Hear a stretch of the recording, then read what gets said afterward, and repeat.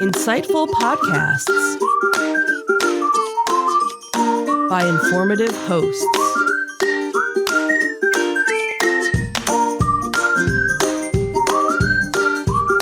Insights into Things, a podcast network.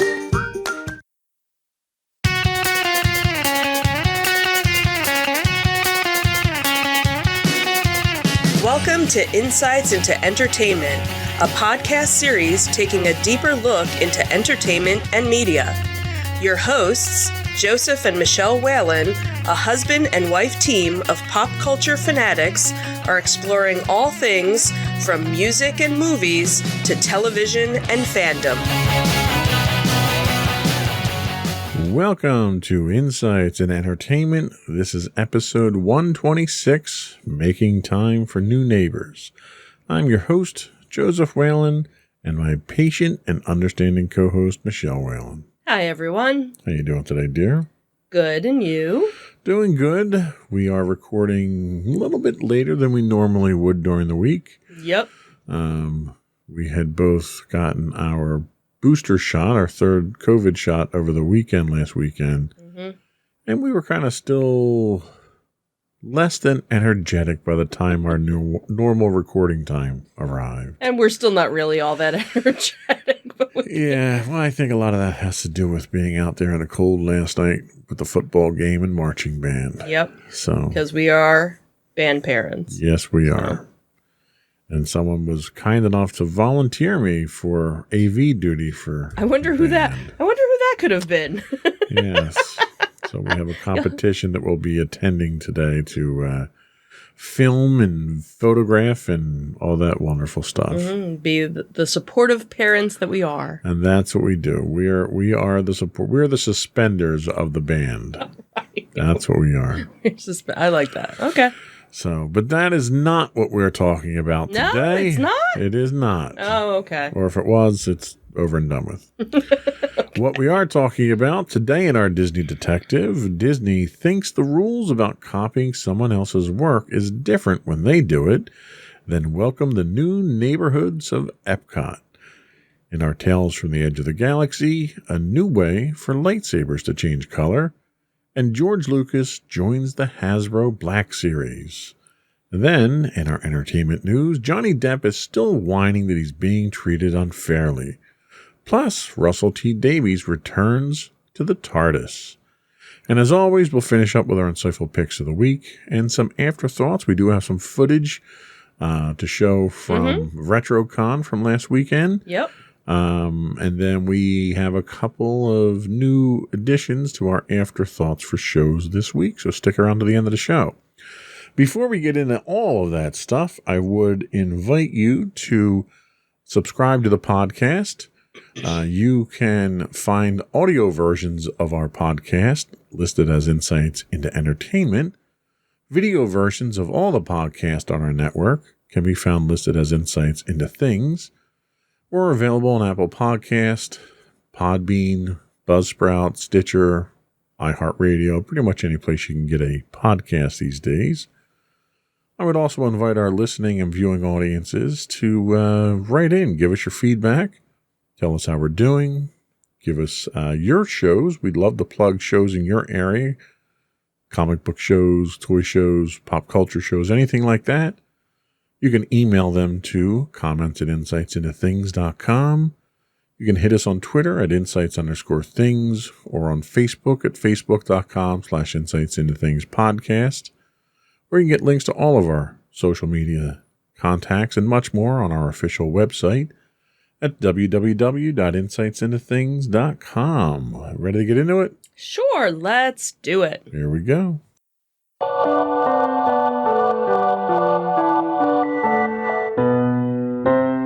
Go for Disney Detective. So when it comes to copyright notices, takedowns, and lawsuits, Disney is at the forefront of enforcement. So this podcast has been the victim of Disney's often heavy-handed enforcement of their intellectual property.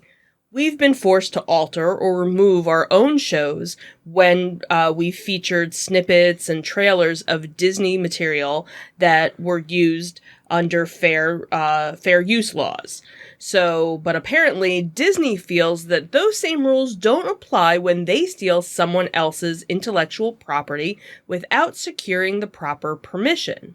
So YouTuber James St. Onge, a creator for the Art of Engineering YouTube channel, raised an issue with what appeared to be unauthorized use of graphics that he created and owned that appeared in a Disney Plus show. It seems Disney appropriated some of the YouTuber's graphics and featured them in an episode of Behind the Attraction series.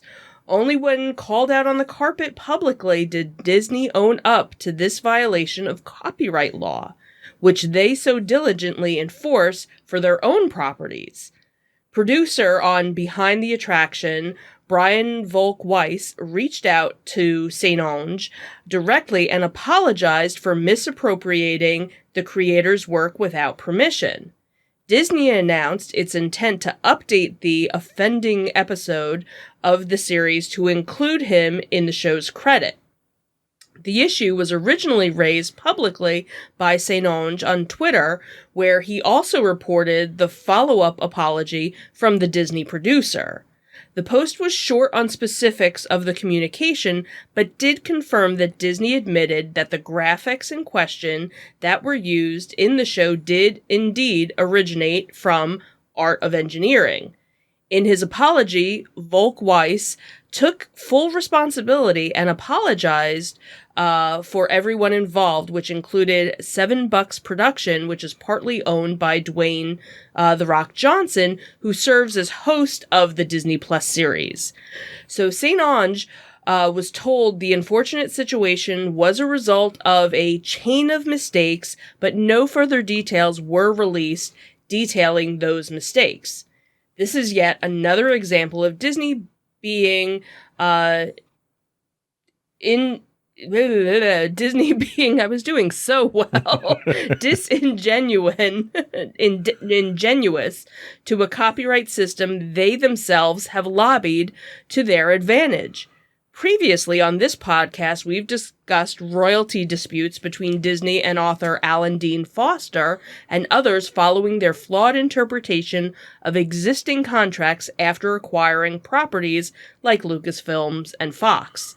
We've also reported on struggles the estate of the late songwriter Solomon Linda for Disney's blatant theft of his creative property for the movie The Lion King. And obviously, more recently, a lawsuit between Disney and Scarlett Johansson had been recently settled out of court over Disney's questionable release of the Black Widow movie on their streaming service despite stipulations in Johansson's contract for a theatrical-only release. Disney has also seen lawsuits for copyright infringement on their Frozen-themed 2D animated short, The Snowman. Disney famously has lobbied the U.S. government to prevent its trademark character Mickey Mouse from entering the public domain after their copyright ended, ultimately having U.S. laws change in their favor. So despite these valid claims against Disney and its heavy-handed tactics, the media giant is quick to try and protect anything it believes it owns, regardless of who created it. In a recent development, Disney has filed a series of lawsuits seeking to invalidate copyright termination notices served by creators involved in key Marvel characters like Iron Man, Spider-Man, and Thor. Among the targets of these lawsuits include the brother of Marvel creator Stan Lee, Lawrence Lieber, who, along with others, were seeking to reclaim their rights to Marvel characters they were responsible for creating. It would seem Disney's interpretation under copyright laws is very subjective and very one-sided. While they may lodge multi-million-dollar suits and cease and desist orders against those using their property, they seem to think a simple apology is sufficient when they steal other people's work for their own commercial gain. Yes, and you know me, I yearn for an opportunity to bash Disney, and this one I didn't have to. It kind of bashed them for me. Right. One of the other things in the lead article that we're talking about went into was the fact that they haven't made the changes to that episode of Behind the Attractions yet. And they talked about the fact that, oh, well, the Disney bureaucracy, it may be months before it happens. Well, okay, if that's the case, then they need to take that material offline until it's corrected. Absolutely. Because we've had a couple instances where we've shown a trailer, a publicly released marketing trailer designed to bring people into the theaters to make them money. We've shown that. We've talked over it. We didn't play the audio. We've talked over it. And we've offered commentary on it, which is fair legal use. And we've gotten orders to take it down. They weren't going to accept an apology from us. Right. If I said, I'm sorry, I'll give you a credit in my credits roll afterwards. Right. Were they just going to let me keep it up? No, of course not. No. So why is it when they do it and they blatantly steal somebody else's work, they think, oh, just an apology and a credit's going to take care of that? It's inexcusable. It really is. It's another example of Disney being so heavy-handed and the courts being in favor of Disney because of the money they can throw around. Okay, that's it. I'm done. What else do we have? So now on a much happier note and a not bashing note, so EPCOT has officially dropped Future World name as of yesterday as the park becomes comprised of 4 neighborhoods. So as of October 1st, we now get to welcome the new neighborhoods of EPCOT. The newly renamed neighborhoods, along with a series of updates and improvements, will debut at EPCOT in the Magic Kingdom as part of the Magic Kingdom's 50th anniversary celebration that the property kicks off as of yesterday. So among the embracing, I'm sure there was a lot of embracing yesterday. There was. If you saw any videos from yesterday, you couldn't help but be embraced by it. Everybody was all, anyway. So among the rebranding and renaming, a number of new attractions and venues will be unveiled, as well as a new nighttime fireworks spectacular. So among the changes, Future World will be replaced with World Nature, World Discovery, and World Celebration, while World Showcase lives on relatively unchanged. So World Celebration will be offering new experiences that connect guests to one another and the world around them. The EPCOT Entrance Plaza welcomes guests with open pathways and sweeping green spaces that beautify the entry. There is a new fountain at the base of Spaceship Earth with 3 majestic pylons. Spaceship Earth transforms at night into a beacon of magic with new lights shining across the geodesic sphere's reflective panels. Creation Shop invites guests to explore and celebrate Disney's creativity inspired by Mickey Mouse. And adjacent to Creation Shop is a revitalized Cool Club hosted by Coca-Cola, which is one of our favorite rest and relaxation locations at the park. And I did see that they did change up all of the soda samples. There's one that still remained from the original, so now there's different ones. Probably that nasty one. No, it wasn't Beverly. Okay. I think it was. I can't remember what it was, but it wasn't Beverly. So World Nature is dedicated to understanding and preserving the beauty, awe, and balance of the natural world. So it will include the land and the sea with Nemo and Friends pavilions, as well as the forthcoming Journey of Water inspired by Moana, the first experience theme to that hit movie. The Land Pavilion film Awesome Planet showcases the beauty, diversity, and dynamic story of the Earth. The World Discovery, stories about science, technology, and intergalactic adventure will come to life. In an expansion of Mission Space Pavilion, the new Space 220 restaurant, which we talked about last week, will be offering the celestial panorama of a space station, including the daytime and nighttime views of Earth from 220 miles above the planet.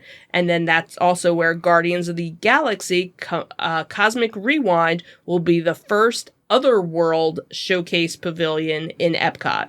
So World Showcase continues to be a celebration of culture, cuisine, architecture, and traditions infused with new magic. I was going to say magic. And Music? I was making my own words. So an expanded France pavilion will feature the new Remy's Ratatouille Adventure attraction, where guests feel like they've been shrunk to the size of Chef Remy and race through the restaurant.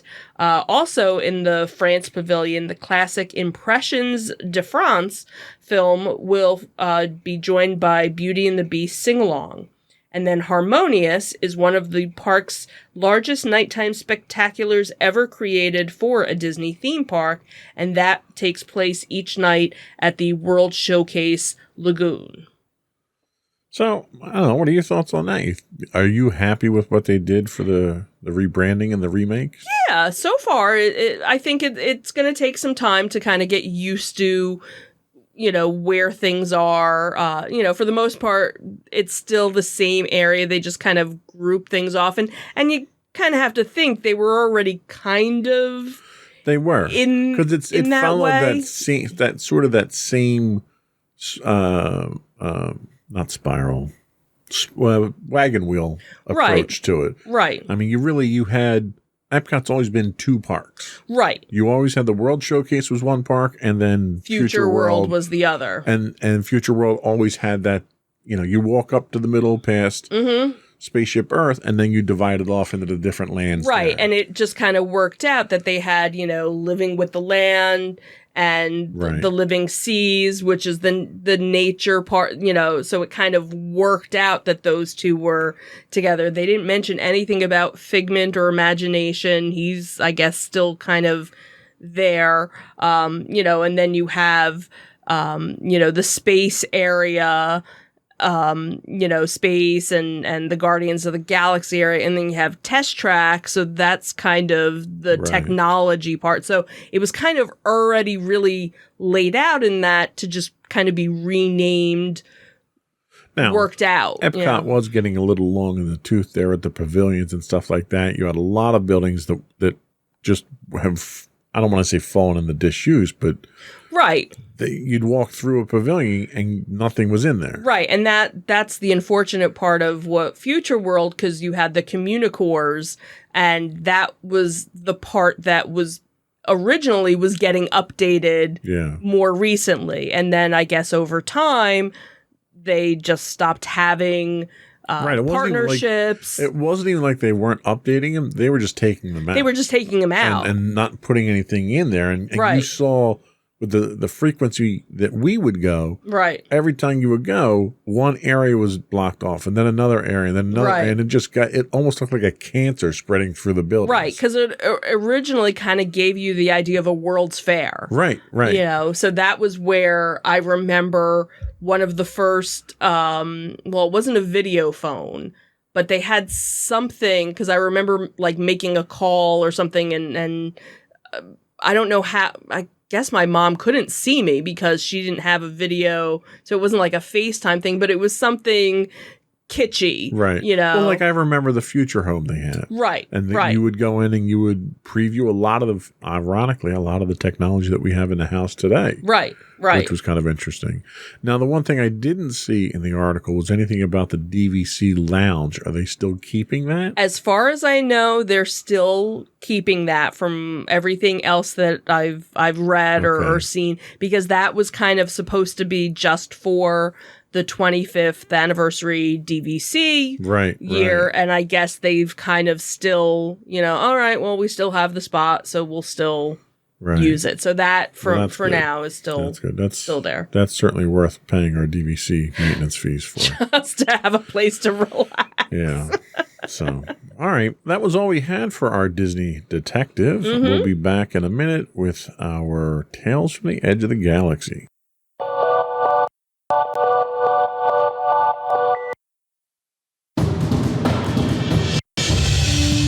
For over 7 years, the Second Sith Empire has been the premier community guild in the online game Star Wars: The Old Republic.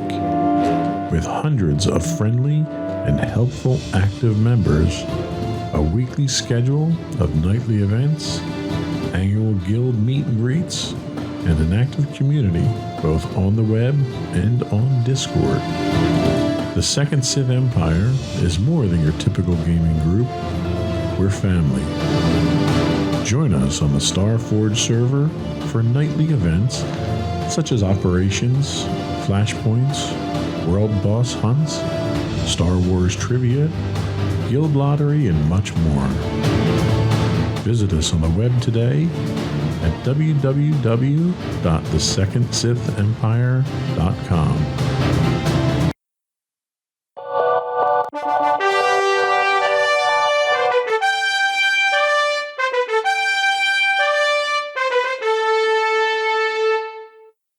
Go for Tales from the Edge of the Galaxy? Well, I was going to say it, but, So, hey, why don't we do some Tales from the Edge of the Galaxy? Hey, there you go. So this week in our Tales from the Edge of the Galaxy, our friends at ScreenRant.com tell us about Star Wars Visions revealing a new way lightsaber blades can change color. Disney Plus's new anime anthology series, Star Wars Visions, has introduced a new way for lightsabers to change color in what was a muddied, complicated, and confusing standard, which this does not clear that up at all. In Star Wars Visions Episode 5, titled The Ninth Jedi, a lightsaber craftsman reveals a whole new way to temper kyber crystals to cause the colors of lightsabers to change. In the modern Star Wars canon, the kyber crystal, or the heart of lightsabers that give them their power, are colorless until they are paired with a Jedi, a system that has seen several changes since the concept of lightsabers were introduced in 1977's A New Hope. In this new interpretation of the tradition, the persona and force connection of the wielder affects the color of the crystal and therefore the blade. Prior to this new concept, Jedi would create blue or green lightsabers, though other colors were possible as well, such as Mace Windu's purple one, which was a special request from Samuel L. Jackson. The iconic red blades of the Sith Lords were created by exerting dark force control over the crystal, causing it to, quote, bleed. The Ninth Jedi changes things up in terms of how lightsabers change color. The swordsmith of the episode tempers his lightsaber crystals in such a way that they immediately respond to whoever holds them, not just the first person they bond with. For instance, when he holds a lightsaber, it looks blue and of an ordinary length. But when he gives the same saber to his daughter, the blade changes in size and becomes a colorless gray. When she later begins to bond with it and develop her own force connection, it turns green. Similarly, in a battle in the episode, when a lightsaber is taken from a dark side user by a Jedi, the blade switches instantly from red to green. That kind of split-second change in a lightsaber is very different from the previous canon. Traditionally, if a Jedi were to use another Jedi's lightsaber, the color and size wouldn't change. The lightsaber would remain the appropriate size and color for its original wielder. But since the Ninth Jedi takes place in the far future of the Star Wars galaxy, it's reasonable to assume that new methods of forging lightsabers could have emerged. The idea of kyber crystals changing on the fly to fit whoever's holding it is interesting, and it adds a fun new layer to the lore of Star Wars' most famous weapon. So this is kind of a, and spoiler alert here, one of my insightful pick this week is actually going to be Star Wars Visions. But this is one of the things that the new series does, where it kind of redefines parts of the Star Wars universe, and this happens to be one of them.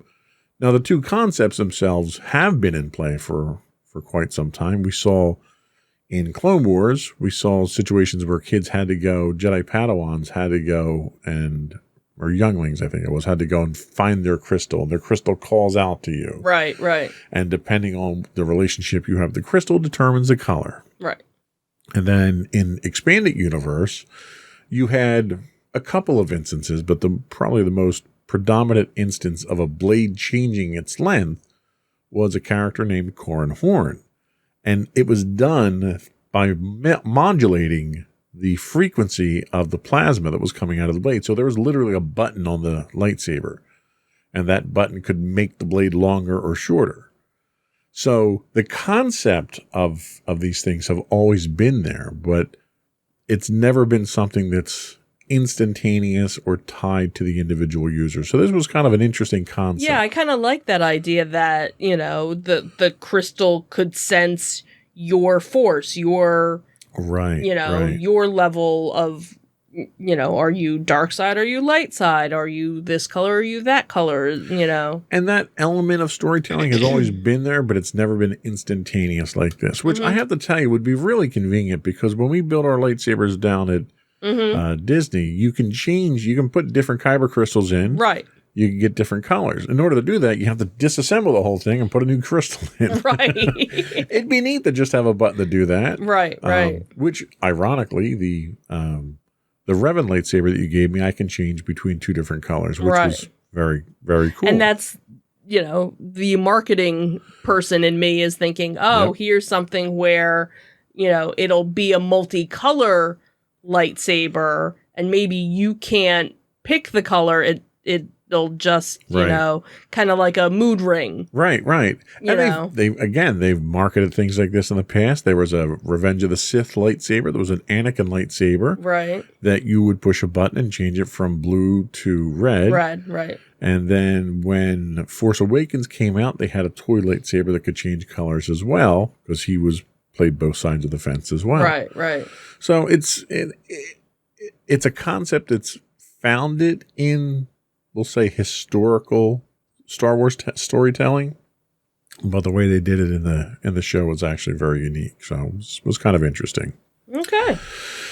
But moving on to other story-distorting ways of telling Star Wars stories. So let's find out about another action figure that's going to be on your list. Yes. So one more thing. We talked last week about our Hasbro release. And the one thing that was not on that press release was the fact that George Lucas will be joining Hasbro's Black Series. This comes to us from StarWars.com.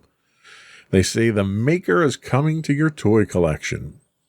StarWars.com has revealed that George Lucas, the legendary creator of Star Wars, will join Hasbro's vaunted 6-inch Star Wars The Black Series line of action figures. Created in celebration of Lucasfilm's 50th anniversary and in tribute to its founder, the figure cleverly depicts Lucas in stormtrooper armor and comes with a removable helmet and blaster. Lucas reports for duty in 2022. Senior Director of Product Design at Hasbro, Vicky Stratford, is quoted as saying to StarWars.com, quote, "As a lifelong Star Wars film, I have both the honor and privilege to bring characters from the franchise to life in product form every single day. When the opportunity came to design the George Lucas figure, we were especially excited for this project. This figure is just one of the many ways we can honor his legacy for years to come, and we hope fans cherish it as much as we did. This new George Lucas figure is actually not the first time the film icon has been brought to life in action figure form. In 2002, Hasbro released a 3.75-inch Rebel pilot named Jorg Sakul, featuring the likeness of Lucas as a Star Wars Celebration 2 exclusive. Lucas next made the jump to the toy aisle in 2006's 3.75-inch The Saga Collection, appearing as a stormtrooper, and then again in 2006 as Baron Papanoida, the character from Star Wars The Revenge of the Sith he played, and they appeared in the Lucas Collector set. But this is Lucas's debut in the modern, highly articulated, and detailed 6-inch form as provided by the Black Series. So make room for the maker when George Lucas in Stormtrooper disguise reports for duty. Pre-orders open on Wednesday, September 29th at 1 p.m. Eastern Time on Amazon. So what do you think? Can I sense one of those in my future?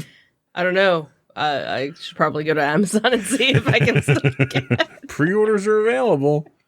You know, when I saw the article, I didn't realize at first that he was going to be in a Stormtrooper. I just figured it was going to be him, jeans, and his, That would be funny. Jeans and his flannel. And his flannel shirt. So I was kind of disappointed when I was like, oh, he's in the Stormtrooper. See, what they should do is it should be removable armor, and he's got the jeans and the flannel under it. Now that's what I want to see. I want, George Lucas, the director, action figure. That would be very cool. That would be kind of cool. So that was all we had for our Tales from the Edge of the Galaxy this week. We'll be back in a minute with our entertainment news of the week.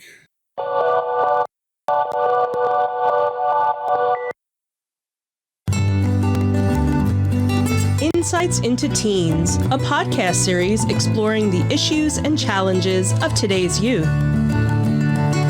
Talking to real teens about real teen problems. Explore issues from braces to puberty, social anxiety to financial responsibility. Each week, we talk about the topics concerning today's youth. We look at how the issues affect teens, how to cope with these issues, and how parents, friends, and loved ones can help teens handle these challenges. Check out our video episodes on youtube.com/insightsintothings. Catch our audio versions on podcast.insightsintoteens.com or on the web at insightsintothings.com.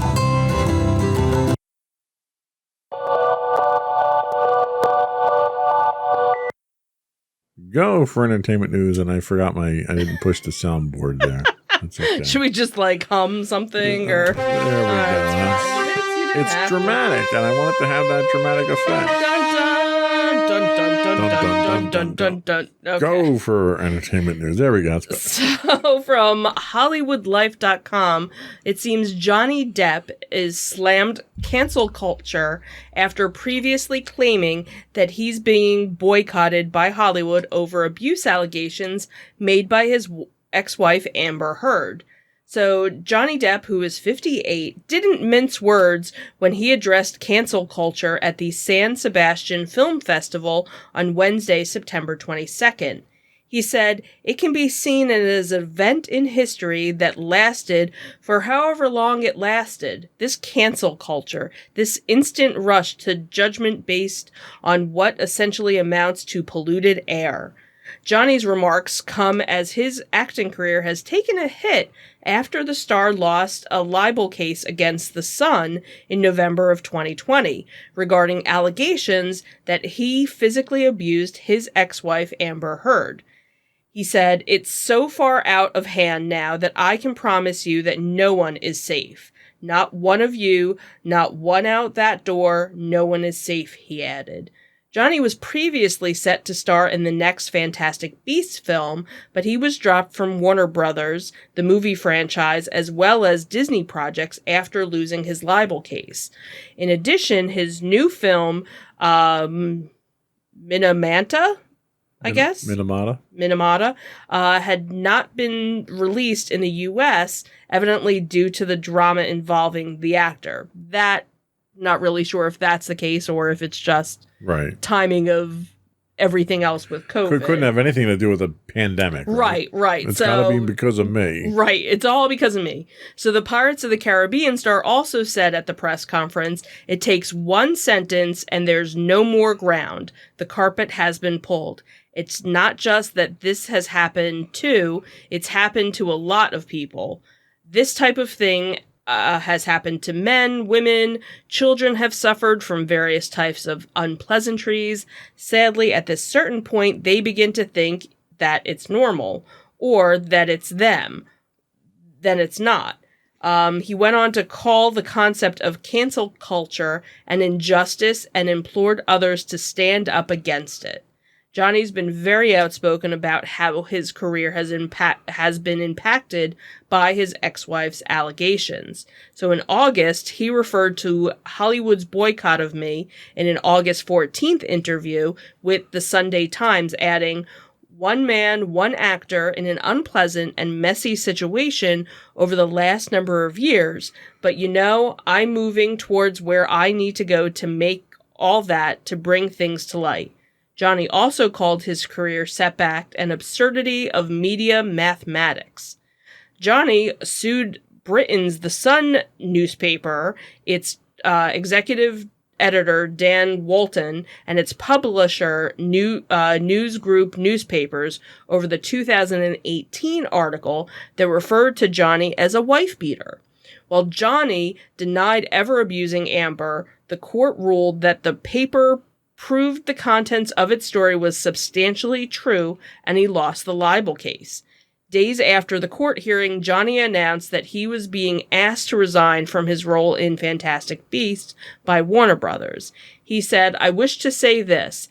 The surreal judgment of the court in the UK will not change my fight to tell the truth, and I confirm to plan an appeal," he had said on Instagram. So, the interesting thing about this is his complaint now is not that he's being railroaded or that he's innocent and people don't want to believe he's innocent.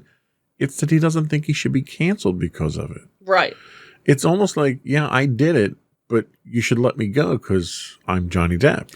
Right. Like he's not trying to fight the whole I beat my wife. Right.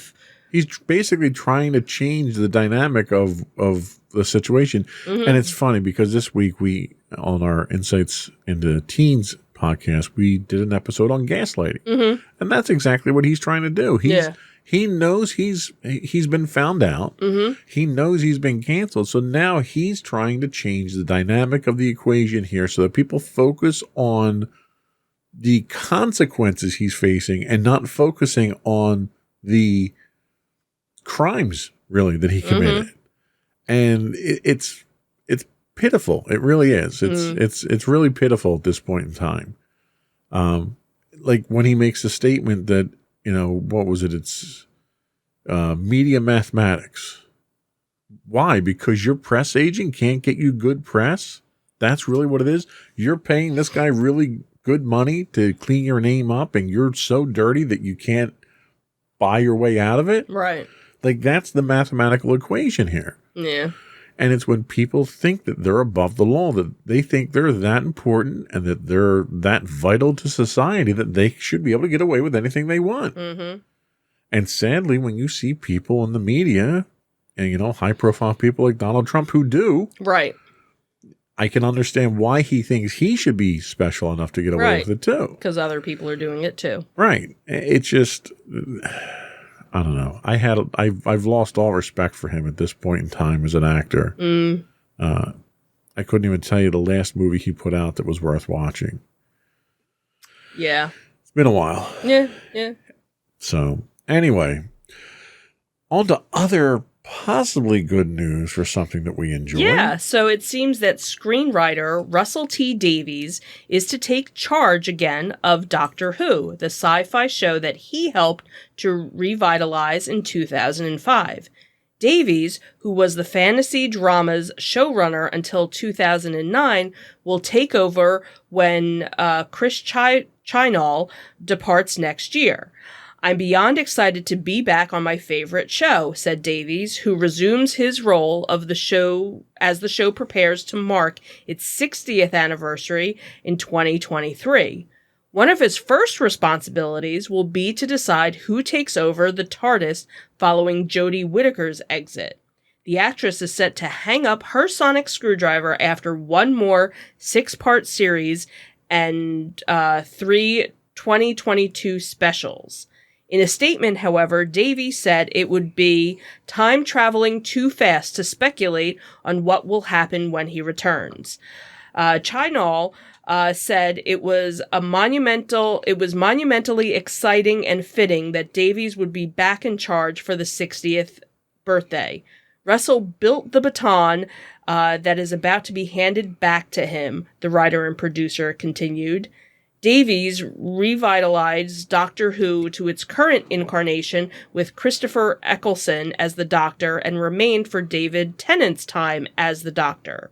Stephen Moffat took over when Matt Smith took on the role, staying to supervise Peter Capaldi's stint as the Time Lord. The success of Doctor Who's relaunch led Davies to create 2 spin-off shows, Torchwood and The Sarah Jane Adventures. After leaving the show in 2009, Davies enjoyed more acclaim with TV dramas Years and Years, A Very English Scandal, and It's a Sin. Peter Wedger,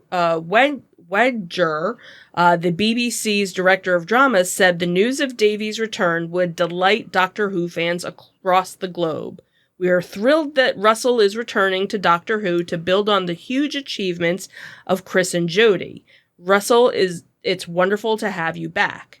Davies' return was also welcomed by Bad Wolf, the production company that was founded in 2015 by former BCC executives Julie Gardner and Jane Trander.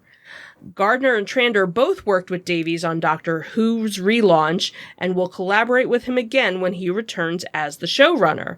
They said, "We are delighted to be joining Russel T Davies on the looped ontological. Thank you. Paradox. Where Russell goes, we are proud to follow. With BBC Studios, Bad Wolf will be producing the all-new series of Doctor Who. It is a privilege to be asked to support him in Doctor Who's future."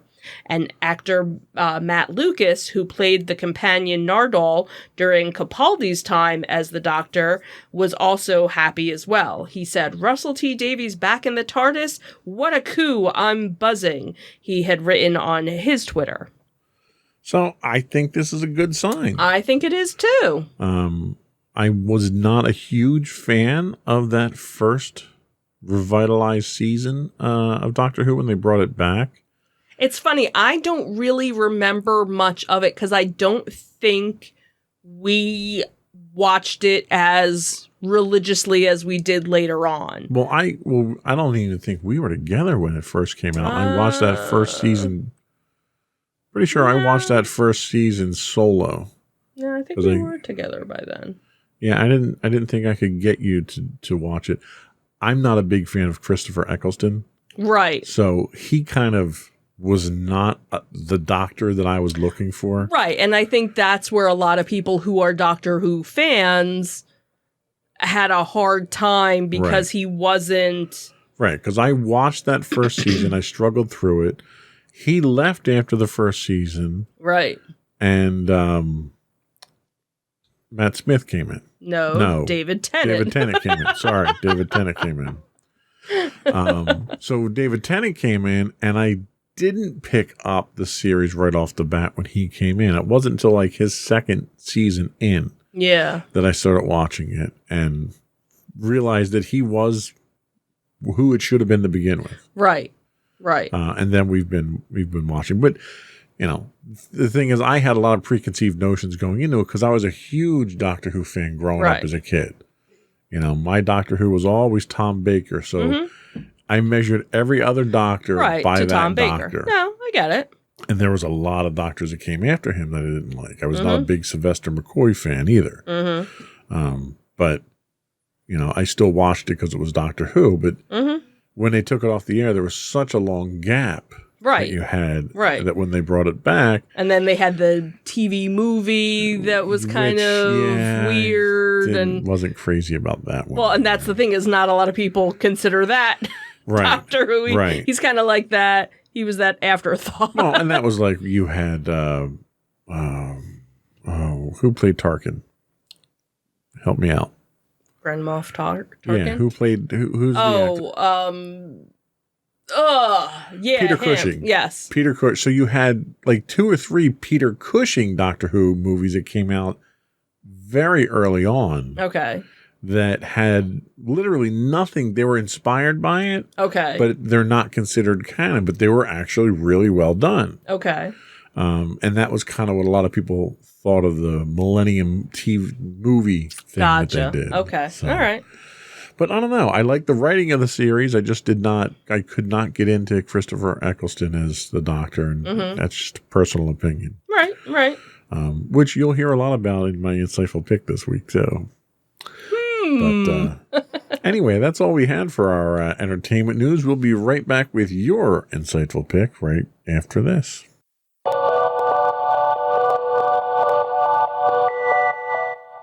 Go for your insightful pick. So my insightful pick happens to be a new drama on NBC called Ordinary Joe. So the series centers around Joe Kimbrough as he makes a pivotal life-changing decision at his graduation from Syracuse University. And what the show does is it follows him on 3 parallel timelines starting 10 years after his graduation. One where he's a police officer who followed in his father's footsteps. One as a musical star, following his passion. And then one as a nurse after he marries his college sweetheart.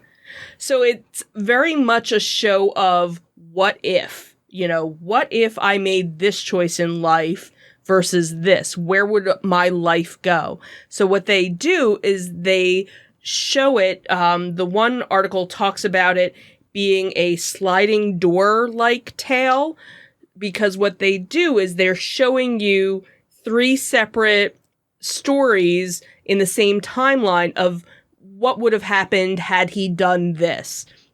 So again, the show starts out with his college graduation, and at this graduation, he meets this girl that he had never talked to before, and they briefly talk, and he goes off, and you kind of see him standing at a path, and at the end of one path is his family, his mother and his uncle and his aunt. Another path is his best friend / college girlfriend, and then this third path is this new girl that he met. So it's the, what path should I take? But what it does is it shows you each path that he took. And what's interesting is, for the most part, most of the characters are all part of each timeline. So you have, his mother and his uncle. You have his best friend. So in one case, the best friend works in a restaurant. The other one, he became a lawyer. And the other one, he's married with 2 kids.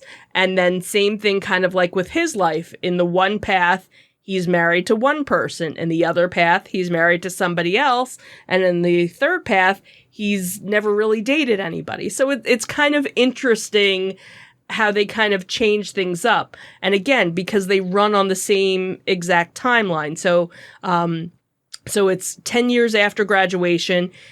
This last episode was around the anniversary, the 20th anniversary of 9/11, because as it turns out, his father was a police officer that was killed at the explosions. So you get to see different perspectives of how he reacts to the anniversary of 9/11.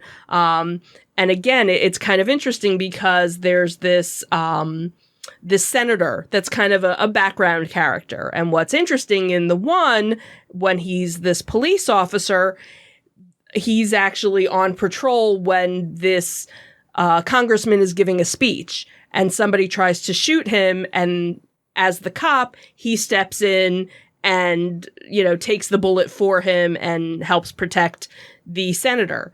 Where he's a nurse, he's not there as a police officer, so the senator does get shot, and as a nurse, he begins to be the one to take care of him.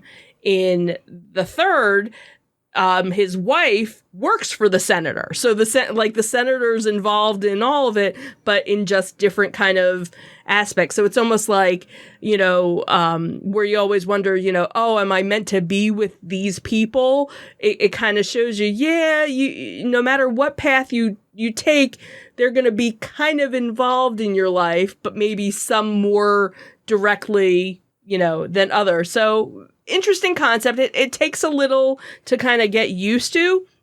What's very interesting too is that they use colors as a way to give you clues what timeline you're in. It's very subtle.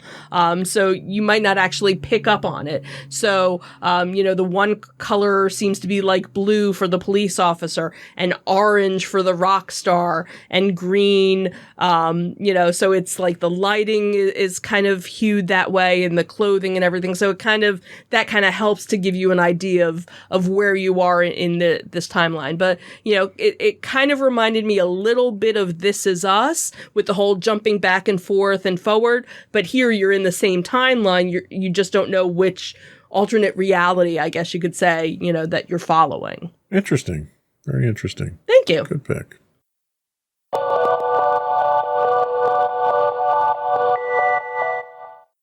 So my pick this week kind of, usually when I pick an insightful pick, I pick it to recommend to people hey, you should go watch this type of thing. This one's a little bit different this week. So my pick this week is Star Wars Visions, the new Disney Plus series. 7 Japanese anime studios bring their unique talent and perspective to Star Wars Visions. Visions is a collection of animated short films that will stream exclusively on Disney Plus. These anime studios will use their signature animation and storytelling styles to realize their own vision of a galaxy far, far away. As a first and formal venture into anime, each Star Wars Visions short bears a unique Japanese sensibility, which in many ways aligns with the tone and spirit of Star Wars storytelling. From the beginning, stories told in the Star Wars galaxy have counted Japanese mythology and the films of Akira Kurosawa among their many influences, and these new visions will further explore that cultural heritage through the unique animation style and perspective of each anime studio. Now, for the record, I've finished watching all 9 of the episodes, and it was at times painful to get through. I've made no secret in the past of the fact that I am not an anime fan. In fact, I am so not an anime fan, I despise anime. I actually get a headache trying to watch anime. So for me to sit through an anime series like this is a testament to my love of Star Wars. But without any spoilers, here is my nickel assessment of the 9 episodes. 2 were enjoyable, and I'll admit to that.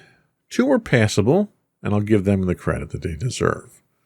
2 were laughable and made the original holiday special look top-notch. 2 were just terrible, and 1 should have never even been made.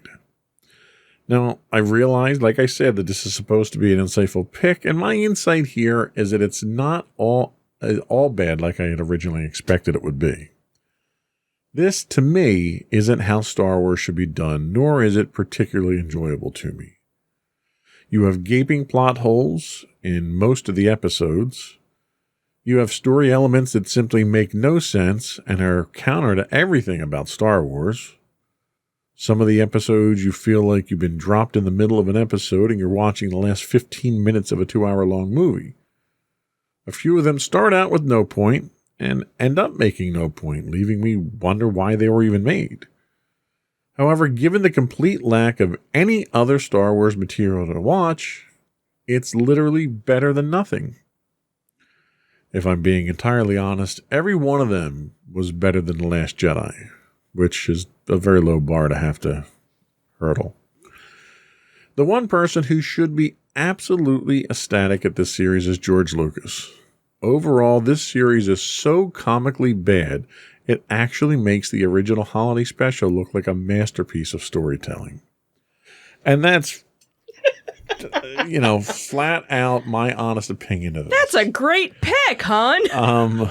The ones that are good are very good. Okay. And they are very... They look like they were done by Kurosawa himself. They're that good. And they're samurai-based ones. That makes a lot of sense. And there's something I can get behind in those. There's an inferred lore. There's traditional Star Wars stuff. Light side, dark side stuff. People in need. People that are being oppressed. There's the Empire. There's elements that they wrap themselves in where the ones that are good really work. But the ones that are terrible just should not have been made. They make no sense whatsoever. It's just too much creative license. Like, I understand that you're interpreting Star Wars into your own culture and stuff like that. But stuff, we talked about the changing of lightsaber colors. Mm-hmm. Okay, so there's elements of that make sense. That actually happened to be one of the episodes that was very good. Okay. The Ninth Jedi. But then there's another episode called The Twins where you have two twins and they build a Star Destroyer super weapon, because, you always have to have a super weapon. That's literally two Star Destroyers welded together with a cannon in the middle. And the dark armor that they wear supposedly powers this. Well, one decides to go good, the other's bad. And then there's outside in space with no environmental suits surfing the Star Destroyers fighting each other. And one literally cuts a Star Destroyer in half with a lightsaber. And it's the animation style is signature over-exaggeration like anime is. But it's just done so poorly that I almost want to unwatch it. I really do. And to me, anime is the art of poor animation. It's like someone literally tries to come up with the worst possible way to illustrate a story. Now, most anime stories have great plots. They're detailed. You have great character development. And if I'm reading it on a page, it's awesome. And then they put it to pen and ink and they just destroy the entire story with poor animation. Well, and that's your opinion, because there are people that are huge fans. I don't doubt of that. Anime. I totally acknowledge that, but this isn't their show. It's our show. So I'm allowed to state my opinion on this show. Okay. So that is my insightful unpick this week. Is Star Wars Visions. Okay. And I had to do it because it was Star Wars. Of course. And I think I bashed that more than I bashed Disney this week. I don't know. Well, because I wrote the script for Disney. Right, I was going to say, you made it out like I bashed. I just read it. You read it very good, too. Well, thank you. You read it exactly the way that I wrote it. Good. Because you're in my head. That's it for our insightful picks this week. We'll be right back with our afterthoughts and a RetroCon recap.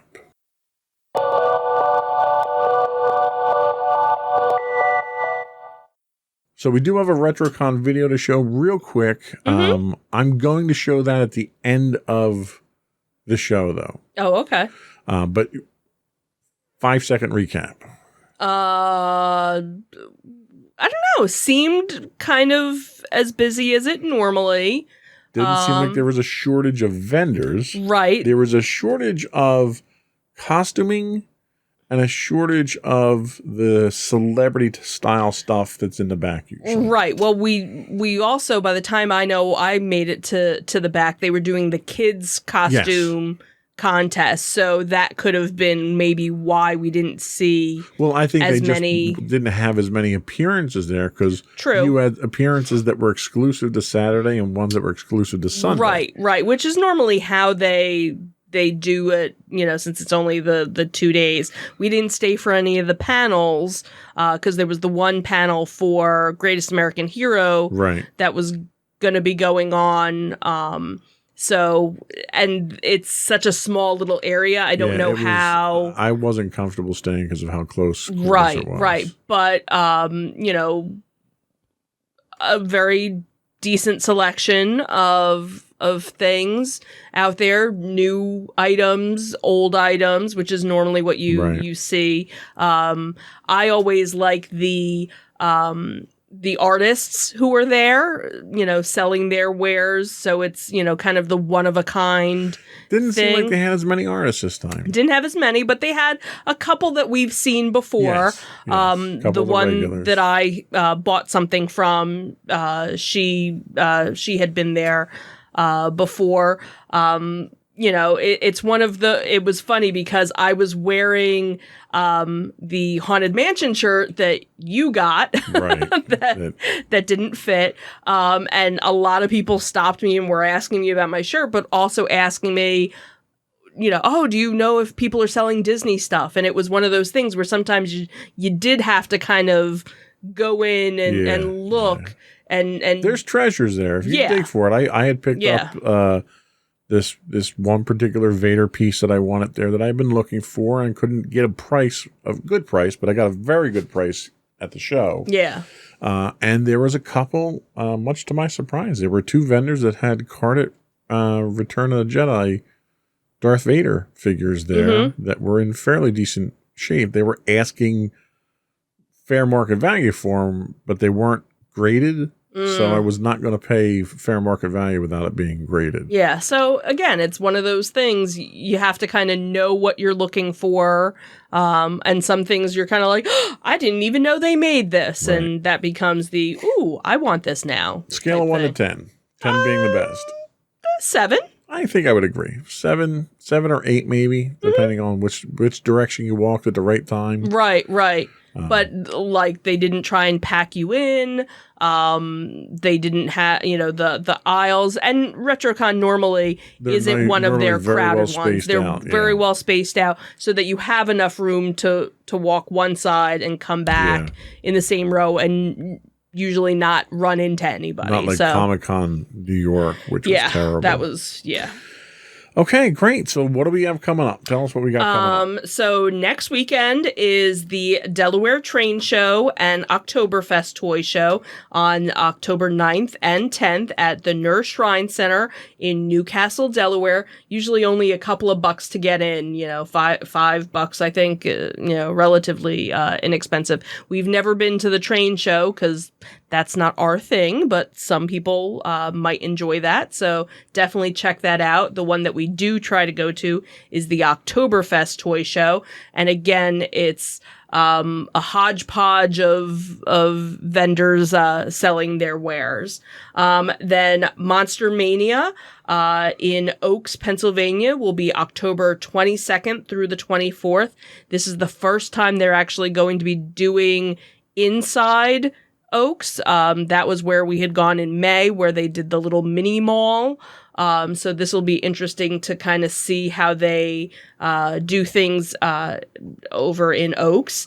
Then also that weekend, if you're not in the Pennsylvania area, but you're in the Baltimore area, Baltimore Comic Con will actually be returning this year. And that is also October 22nd and 24th. And Baltimore Comic Con we went to years ago, and it's definitely more of a comic book convention. You don't really get as many people, as many vendors selling toys or collectibles or things like that. A lot more artists, a lot more comics, so it's truly a comic book convention. So if that's what you're, into and you're in the Baltimore area, very nice venue as well, not too far from the Inner Harbor and things like that. And then in December will be Ocean City Comic Con in Ocean City, Maryland. And that's it. Before we go, I do want to once again remind folks that you can subscribe to the audio version of this podcast, listed as Insights into Entertainment. Video versions of all of our network's podcasts can be found listed as Insights into Things on Apple Podcasts, Spotify, Google, Stitcher, iHeartRadio, and so forth. I would also ask you, reach out to us, tell us how we're doing, give us your list of your shows. You can email us at comments@insightsintothings.com. You can find us at Twitter at insights_things. You can find us on Facebook at facebook.com/insightsintothingspodcast. You can find us on Instagram at instagram.com/insightsintothings. Or you can get links to all that and more on our official website at insightsintothings.com. And that's it. Another one in the books. Have a good week, everyone. Bye. Bye.